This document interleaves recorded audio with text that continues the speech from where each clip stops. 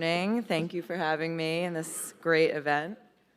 I'm Hilary. I manage content and influencer marketing at Super Coffee.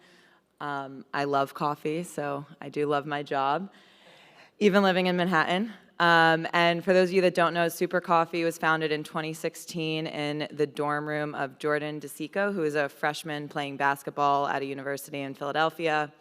He was seeking some form of energy to get to class, to get through workouts and practice, and he felt like Red Bull and Monster, definitely not the healthy choice before practice, and Frappuccinos and Dunkin' drinks just were loaded with sugar. So he brewed the first Super Coffee in a blender in his dorm room, and then he brought in his two older brothers, and now Jim is our CEO, Jake is our CRO, and Jordan is our COO. So when I reference the brothers, that is what I mean.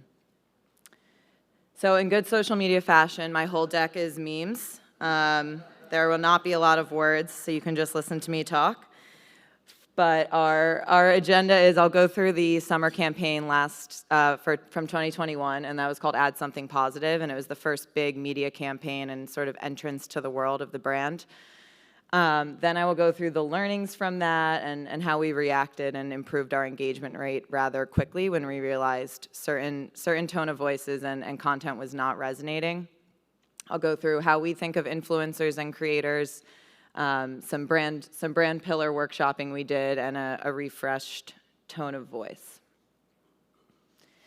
So Add Something Positive was our first big media campaign. The idea was our mission is to mass produce positive energy, of course, physically in our coffee, 200 milligrams of clean caffeine, MCT oil, 10 grams of protein, and mostly plant-based additives. And so this campaign ran on digital, and it was primarily brought to light through partnership strategy, a lot of high-end fitness, and roaming the streets, delivering breakfast to people, handing out coffee, and adding something positive to their day. And then at retail, it was featured across all creative, and it had a QR code you could scan and go to a landing page that would talk about the campaign, introduce our brand, what we stand for. We're a better for you coffee brand, and all the video content that went along with it. So the learnings, I'm jumping quickly into the learnings because I joined the company in August right as the campaign was wrapping up, so I definitely came in with fresh set of eyes. But the learnings were really just a couple things. One, our partnership strategy was strong in theory, but when it was put into practice, we were really only utilizing high-end fitness influencers. And I know I love coffee, but I don't have a six-pack. So waking up at 5 a.m., working out twice a day, drinking green juices, it skewed a little bit too far from the nearly 50% of the country that drinks coffee that we could have reached. And then further into that, the tone of voice was kind of skewing a little bit aspirational instead of attainable and authentic. We heard a lot about that yesterday with the other coffee presentation about how important authenticity is. We also had huge paid media budgets for the first time, and we were investing them in boosting content that didn't prove to have high engagement rates. So when you do that over time for 3-4 months, your rank in the algorithm, especially on TikTok, starts to plateau because you're boosting content that's not very engaging. And then at retail, we felt like the CTA really could have been stronger. We were driving to a landing page, but then there was no action for the consumer to take, whether it was spin to win, buy a limited time offer flavor, tag us in content. There wasn't a huge CTA besides the hashtag running on social. So how did we change so quickly? We did double our engagement rate in roughly 6 months. So we first did a full content audit across channel, text, blog, email, all the social channels, as well as looking at some of our out-of-home messaging. We went through a social tone of voice refresh, trying to personify our brand and a single personality, which we're seeing a lot, Duolingo being my favorite on TikTok. And then we tried to define what success would look like for us in kind of 3 core pillars. And the first was amplify brand by building and sharing content across channels that reinforces a reason to purchase. Implement a niche-down approach to digital content by bringing brand personality to life with channel-specific consideration. And the third was to develop content that is relevant enough to prompt action, drive conversation, and promote engagement. And the big pieces there are really engagement, and driving a reason to purchase. And those were kind of void of the content marketing team. So we rewrote our mission to develop and distribute creative, relevant, on-brand content that drives engagement, reinforces a reason to purchase, cultivates an engaged community rallied around the Super Coffee brand. And if you don't care about that, we just say, let's see some fun content from a coffee brand. So we looked at emotional purchase drivers. We conducted a lot of in-person or virtual surveys, I guess, at that point. We weren't yet in person. And gathered other surveys and feedback through social, through polls on Instagram stories, very organic way of getting the insight that we need to be more fun and not take ourselves too seriously. So flavor, color, content, humor, and we're always going to be a positive energy company. The campaign last summer really still had a positive impact on people, but we just realized we have to bring this positive energy to life differently depending on the channel, and humor and sarcasm and wit are really what resonate on social and digital. So for context, yes, that is me smiling and dunking a piece of cardboard into a glass of milk. We just shot a bunch of TikTok ads a couple weeks ago. An influencer dropped out because he was sick, and I stepped up and did it. It's a, tell my president that in case when the raises come. It was a spoof on milkable packaging. It was the idea people are milking everything these days: oats, almonds, hemp, every other nut you can imagine. So we made a satirical take on if you could milk our cardboard when you finish the last bottle, throw it out, rip up the cardboard and milk it. And I was featured in that. We also have our first Ctv commercial dropping later today. So that center photo is the brothers with Vanilla Ice, and we did a nostalgic 1991 Vanilla Ice meets new Vanilla Ice, as in vanilla latte super coffee. And then on the far right is just our brand new flavors, the tasty pastry line, cinnamon roll, blueberry muffin, and caramel waffle. And then on social, we take a different approach and we call it the Let's Get Baked line, with a little double entendre there. So the tone of voice refresh, tried to think of like who this social personality, who are they, what do they embody, what do they like to do. We went through a lot of team exercises in the office with the marketing team. Thankfully, the average age in the New York office is like 28, so we really had a Gen Z millennial perspective during these exercises. But witty, fun. I think the most important one for me, content-wise, is in on the joke. Being a pop culture expert, not just posting a meme because every other brand is doing it on the Met Gala, but going a step further. We even photoshopped a super coffee bottle tattoo on Pete Davidson's arm when that meme went viral. Genuine and authentic, and then energetic, life of the party, really has a zest for life, and that comes to light through our copy and our content.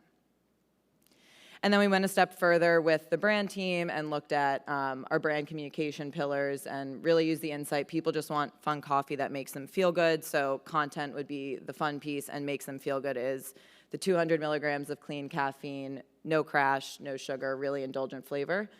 The communication platform, my personal favorite, sorry for cursing on stage, but our products are a break from the bullshit. There's a lot of monotony during the day, a lot of tedious things that we all have to commit to, and paying bills and adulting, as I call it, which I'm still getting used to. And when you take a sip of a blueberry muffin or cinnamon roll super coffee that's actually really good for you, it's like this temporary escape at your desk. And then we broke down into 3 brand pillars that would reinform our influencer partnership strategy and who we're gonna target. So personal growth and challenges, trying to level up in life. That's very much adulting, paying bills, calling your mom to figure out how to fill out paperwork for your new job. Active attempt towards wellness. This is my personal favorite. Doing things that make you feel good and balancing out with health. I always say I order a salad at lunch so I can get a side of fries. And micro adventure, more affordable pleasures, maybe not going and buying the VIP package at Coachella, but booking an Airbnb last minute with your friends, buying concert tickets day of, a little bit of affordable spontaneity.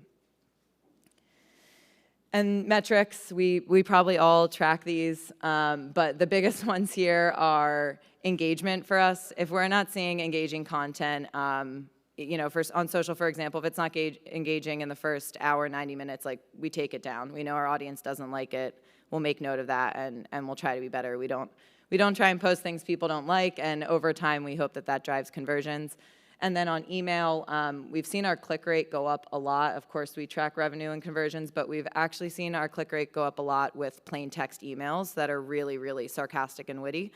So lightening the load on our design team and writing emails from different employees. So sometimes it comes from one of the members of our CX team. Sometimes when it's social related, it comes from me. Sometimes it comes from our partnerships coordinator, and we kind of rotate these characters on plain text emails.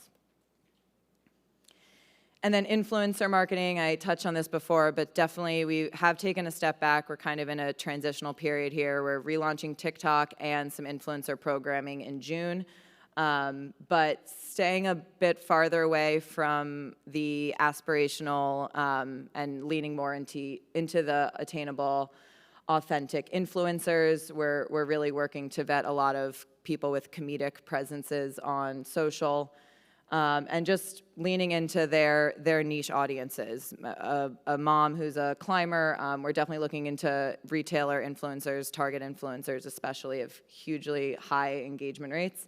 And then we use our employees as our creators as well. So recently learned the jiggle jiggle dance down there, bottom right, with the bottle costume. Little Kardashian action in the upper right with the Kylie voiceover.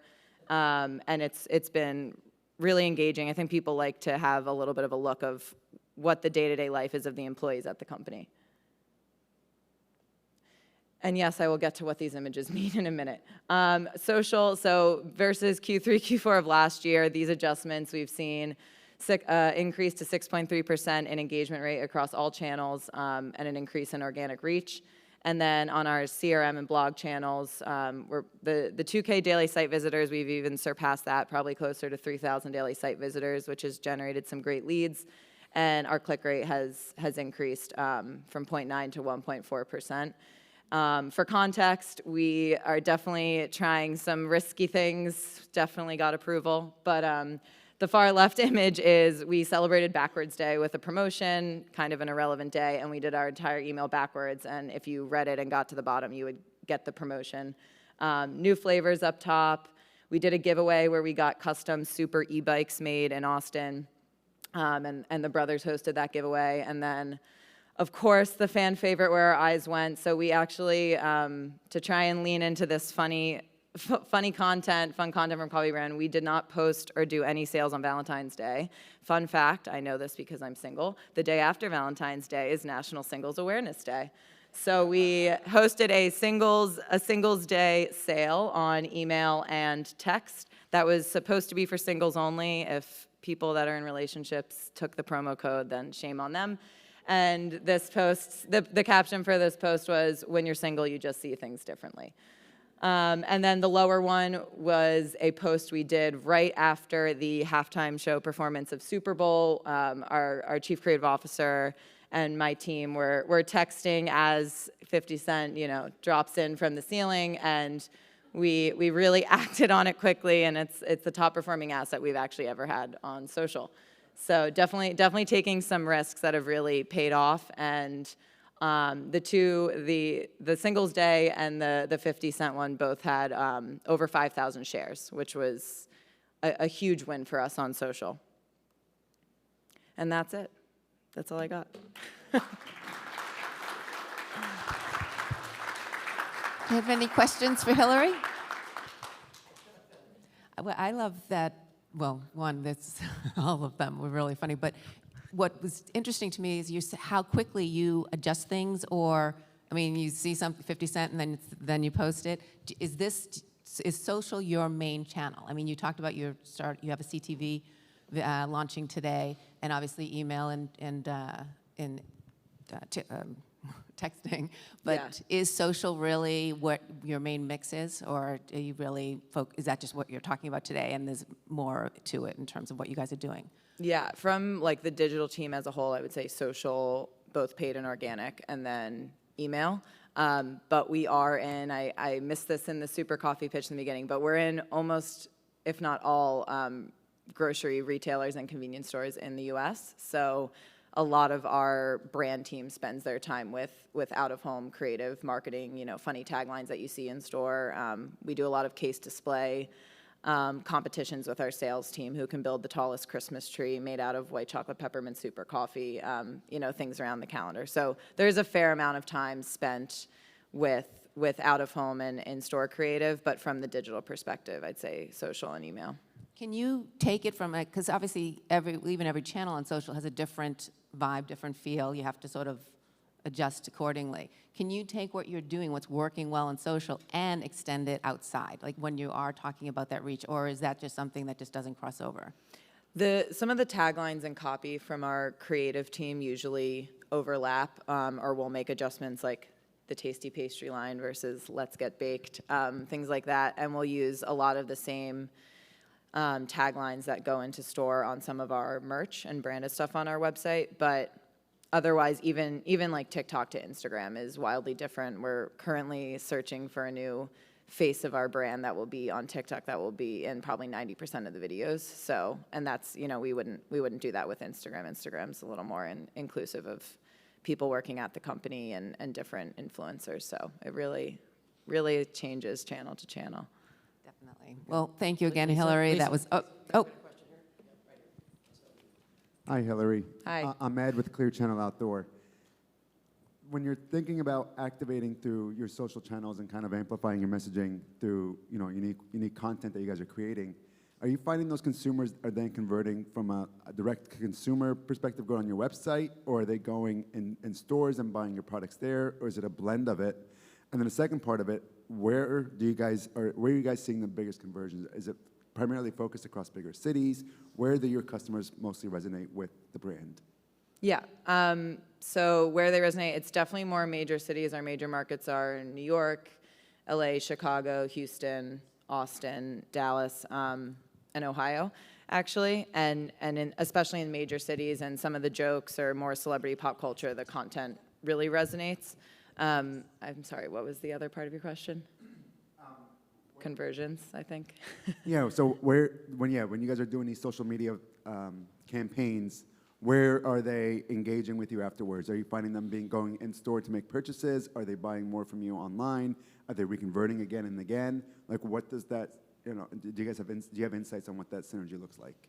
Yeah, I think it's actually driven by email when possible. If we have a promotion or funny content running on email, we'll alter and adjust it and make sure it makes sense for the social channel.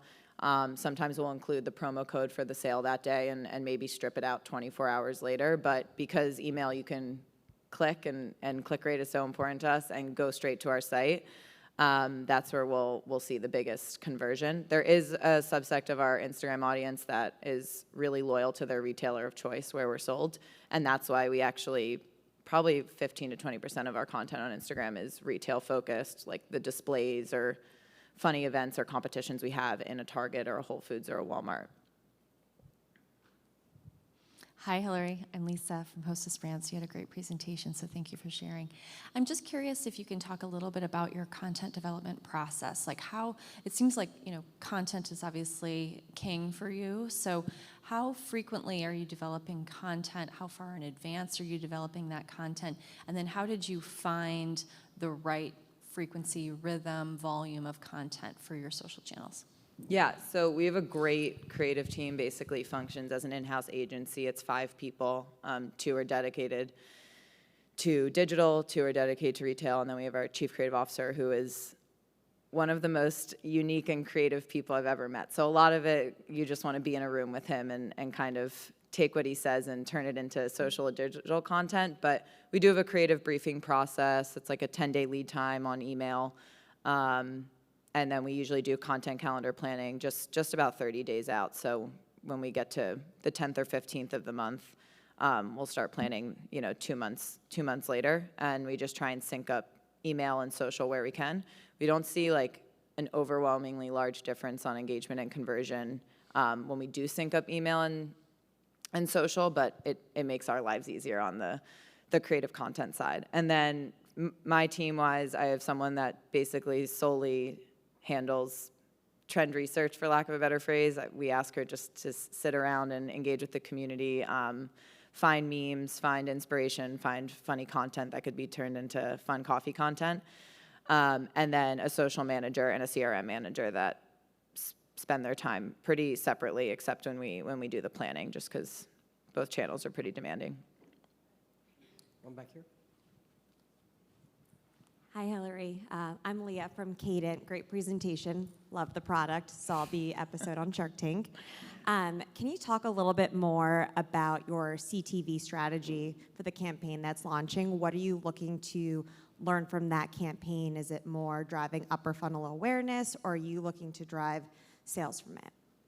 Yeah, so transparency, it was planned before I joined the company and shot with Vanilla Ice when I was just onboarding. So I don't have as much background knowledge. It's definitely more of a brand awareness play as well as a bit of a expensive test, if you will, to see if our content would resonate on those channels on Roku and Hulu and Apple TV. I think playing into this new tone of voice is going to be very interesting because any video content we had last summer, again, skewed to that high-end fitness community, and this is very much like anyone can go to a grocery store, do a TikTok dance maybe, or buy coffee, and that's the approach that the narrative takes on the CTV commercial, so I think it'll be both informative as well as brand exposure. Hi, Hilary. Can you talk a bit more about how you guys use influencers, how you source them, if they're long-term, if they're only brought in for a short period of time, how you measure success with influencers and kind of keep that part of the social dynamic working for your company? Yep. So we have one agency we work with a little bit, and they have, again, some high-end fitness and some like wellness creators. We use them primarily for TikTok and paid content. We don't repost any of that content organically, but it has been, the sole goal is performance marketing, so conversions and revenue. We like to look at engagement rates before we even onboard them, and they're usually with us about 90 days unless there's an outlier of overwhelmingly high performance. And then we're kind of, like I said, in this transitional phase of vetting a new creator to be the face of the brand on TikTok, because the consistency there is key, and having someone that can post 3-4 times a day on TikTok is huge. And then employees really have been the creators for us on Instagram, which is fun and cheap to the company. Future forward, probably we'll do a lot of seeding, which just the cost of our goods and any fun materials we send out in the seeding kits.